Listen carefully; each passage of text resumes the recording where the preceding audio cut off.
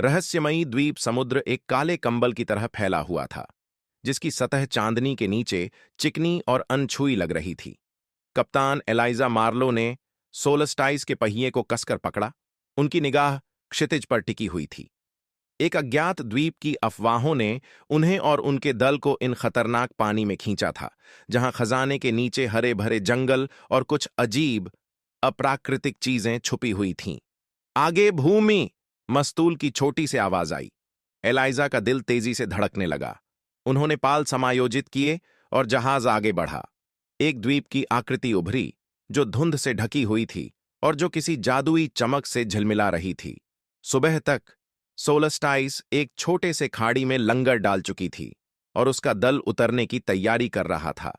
ELISA अपने विश्वसनीय प्रथम सहायक जोनाह और अनुभवी नाविकों के एक समूह के साथ द्वीप पर कदम रखी। हवा गाढ़ी और नम थी, जिसमें गीली पत्तियों की मिट्टी जैसी गंध थी। विशाल पेड़, जिनके तनों पर चमकीली काई लगी हुई थी, उनके ऊपर झुके हुए थे। सावधान रहो, एलाइजा ने चेतावनी दी। यह जगह ठीक नहीं लग रही। समूह जंगल के अंदर की ओर बढ़ा। उनके जूते जमीन पर चरमरा रहे थे। अजीब पक्षियों जैसी आवाजें हवा में गूंज रही थीं, लेकिन उन्हें बनाने वाले प्राणी दिखाई नहीं दिए।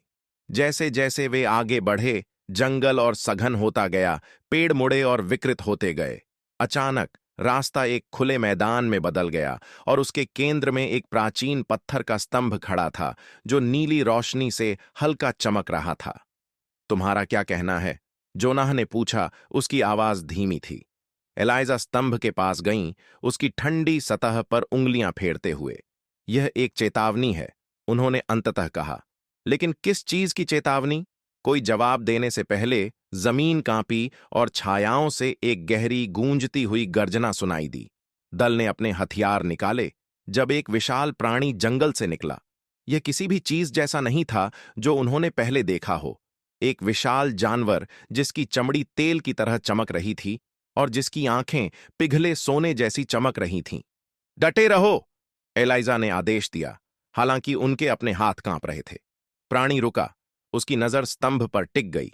धीरे धीरे उसने अपना विशाल सिर झुकाया और एक गर्जना की जो लगभग शब्दों जैसी लग रही थी। एलाइजा एक अज्ञात ताकत से खिंचती हुई आगे बढ़ी। स्तंभ पर लिखे अक्षर चमक उठे और अचानक उनके चारों ओर की दुनिया बदल गई।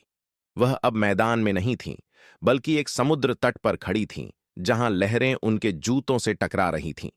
आसमान रंगों के भंवर जैसा था और सोलस्टाइस कहीं नजर नहीं आ रही थी। इसके बजाय एक आकृति